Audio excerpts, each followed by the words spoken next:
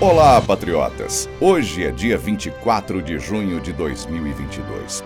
Começa agora mais uma edição do Jornal Foco do Brasil, Compromisso com a Verdade.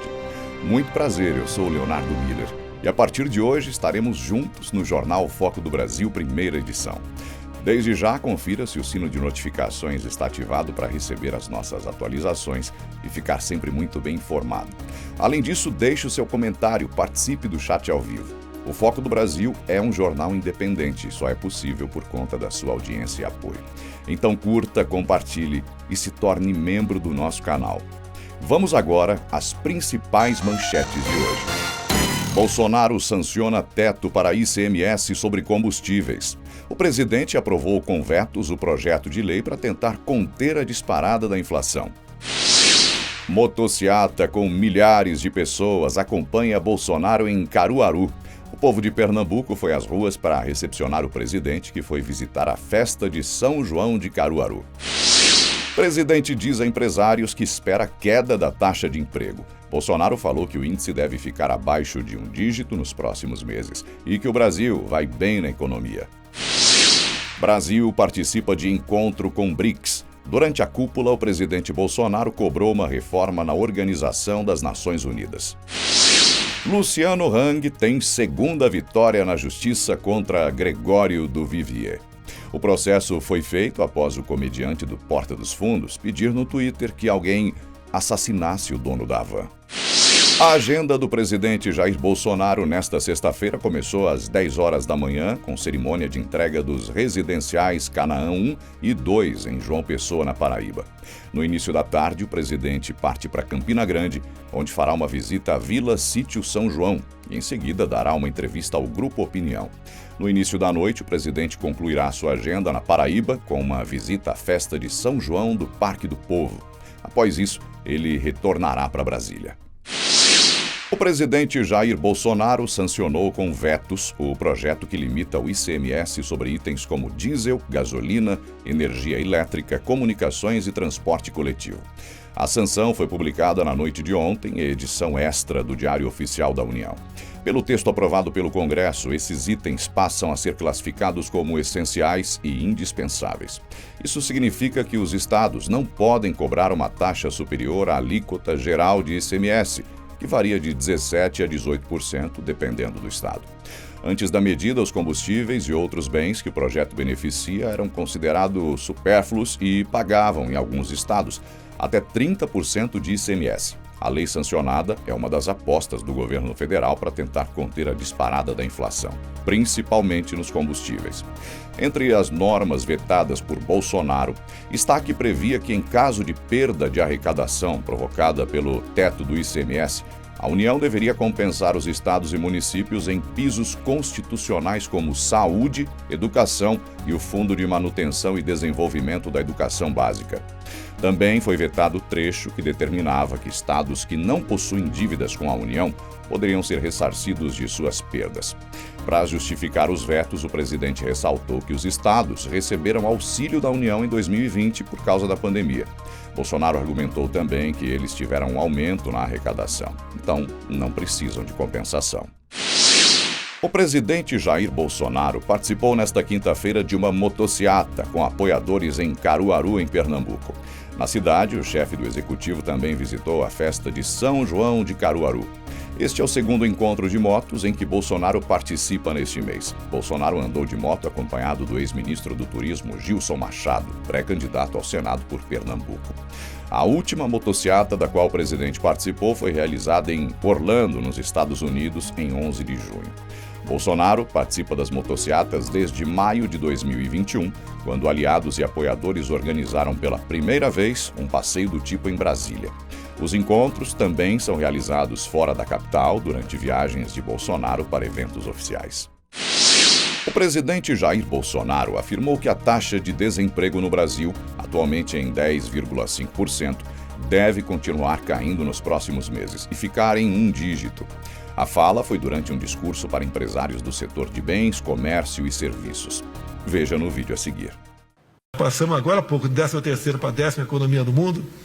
Espero que na maneira como está indo, mais 2 meses, a gente deva ter um dígito na taxa de desemprego, o nosso PIB tem números aí fantásticos, ou seja, o Brasil está indo bem com a sua economia. E quem leva a economia para frente são vocês, não sou eu. O meu trabalho é não atrapalhar vocês. O presidente cobrou uma reforma da Organização das Nações Unidas ao discursar na abertura da 14ª Cúpula dos BRICS ontem. Os BRICS são o grupo de países emergentes compostos por Brasil, Rússia, Índia, China e África do Sul. Bolsonaro disse que o peso crescente das economias emergentes e em desenvolvimento deve ter a medida e merecida representação da ONU. Além disso, o presidente também convocou os países dos BRICS para uma união em torno de reformas nos organismos internacionais. Veja uma parte do que o presidente disse. Em busca da reforma das organizações internacionais, como o Banco Mundial, o FMI e o Sistema das Nações Unidas, em especial o seu Conselho de Segurança. O peso crescente das economias emergentes e em desenvolvimento deve ter a devida e merecida representação. Para o Brasil, o BRICS é um modelo de cooperação baseado em ganhos para todas as partes envolvidas e a comunidade internacional como um todo. Por essa razão, devemos eleger as prioridades com responsabilidade e transparência. O BRICS, além de representar um fator de estabilidade e prosperidade no cenário internacional, deve contribuir para a geração de emprego e renda e para o bem-estar de nossas populações. O dono da Havan, Luciano Hang, foi ao Twitter ontem para informar que teve mais uma vitória na justiça contra o ator Gregório do Vivier, comediante do Porta dos Fundos. Luciano Hang disse que desta vez a justiça reafirmou sua vitória num processo que moveu após o comediante pedir, também no Twitter, que alguém matasse o velho da Havan, como o dono da rede de lojas é conhecido. Por fim, Luciano agradeceu aos desembargadores responsáveis pelo caso e informou que os R$25 mil do processo serão doados para a Associação de Pais e Amigos dos Excepcionais. O ex-secretário de Comunicação do governo Bolsonaro, Fábio Weingarten, publicou um vídeo em suas redes sociais mostrando o maciço apoio do povo durante a visita do presidente Bolsonaro a Caruaru, em Pernambuco. O vídeo foi postado logo após a divulgação das pesquisas mais recentes do Datafolha para a presidência, que colocam Bolsonaro com 28% das intenções de voto no primeiro turno. Por conta disso, Weingarten chamou o vídeo com milhares de pessoas nas ruas durante a motociata do presidente de Datapovo. Confira um trecho da motociata.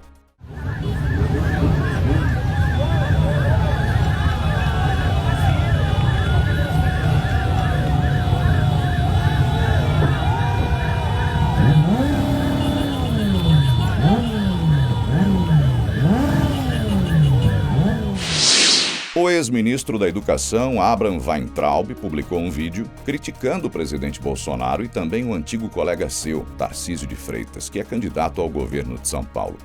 Ex-aliado do presidente, Weintraub também é pré-candidato ao governo no estado. Antes disso, ele havia sido indicado a um cargo de diretor executivo no Banco Mundial pelo próprio presidente Bolsonaro. Quando retornou ao Brasil, porém, passou a criticar o governo federal e decidiu entrar na disputa em São Paulo. Veja o que o ex-ministro da Educação disse no vídeo a seguir.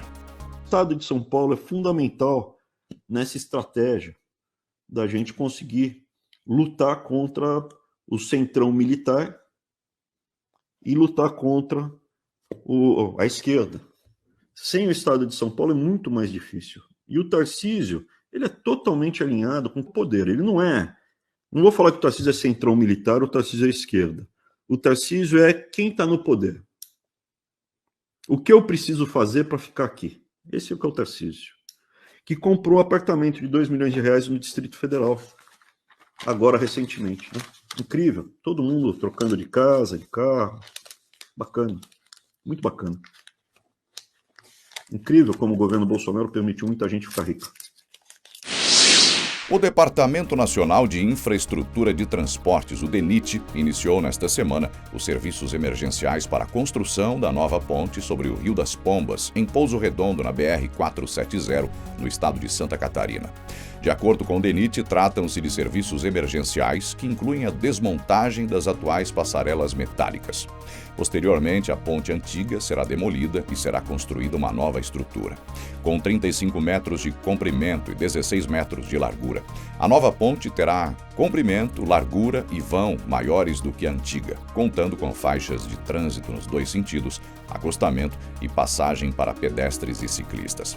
Além disso, as equipes do DENIT também realizarão a recuperação de 7 ruas municipais de Pouso Redondo, que atualmente são utilizadas como desvio de trânsito da BR-470. A Associação Brasileira da Indústria Química informou que o setor pretende investir até 2024 cerca de 1,9 bilhão de reais em ações que deverão resultar na geração de empregos e inovações tecnológicas.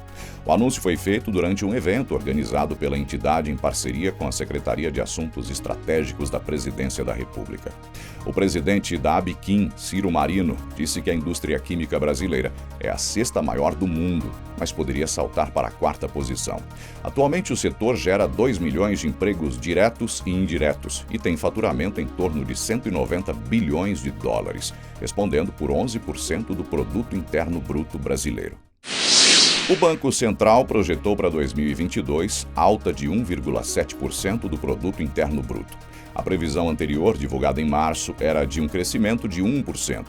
O Banco Central também aumentou as projeções para a inflação nos próximos 3 anos. Para 2022, o Índice Nacional de Preços ao Consumidor Amplo, projetado, passou dos 6,3% previstos em março para 8,8% nessa projeção de junho.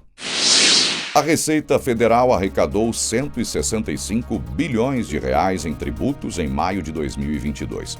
Considerando a inflação acumulada ao longo do último ano, a cifra é 4,13% superior ao montante arrecadado no mesmo mês de 2021. O resultado do mês passado é o maior da série histórica iniciada em 1995, em valores corrigidos pela inflação.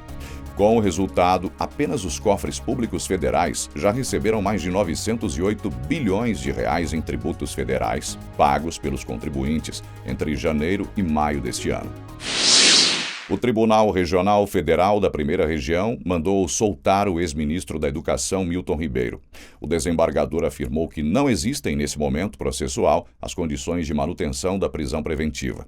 Ele apontou que Ribeiro não tem mais relação com o serviço público e que o procedimento de busca e apreensão e as quebras de sigilos já foram feitos. Em nota, a defesa do ex-ministro comemorou e disse que a ilegalidade da detenção foi reconhecida. O ex-ministro, os pastores Arilton Moura e Gilmar Santos, o advogado Luciano Mussi e o ex-assessor da Prefeitura de Goiânia, Hélder Bartolomeu, foram presos pela Operação Acesso Pago da Polícia Federal, que investiga o suposto tráfico de influência e corrupção para a liberação de recursos públicos do Fundo Nacional de Desenvolvimento da Educação, que é vinculado ao MEC.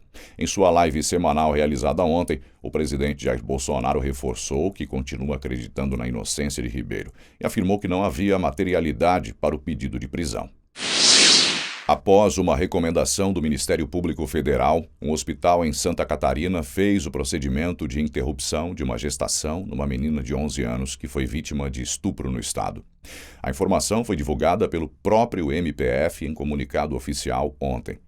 A orientação era para que fosse garantida a realização de procedimentos de interrupção da gestação em casos autorizados por lei, independentemente da idade gestacional das pacientes que procurassem o serviço de saúde e do peso do feto. Em nota à imprensa, o órgão informou que o hospital comunicou ao MPF, no prazo estabelecido, que foi procurado pela paciente e sua representante legal e adotou as providências para a interrupção da gestão da menor. Muito bem, e assim chegamos ao final de mais uma edição do Jornal Foco do Brasil. Novamente, não se esqueça de se inscrever no canal. Seja membro. Não perca hoje à noite a segunda edição do Jornal Foco do Brasil com Cleiton Basso. Nós nos vemos amanhã.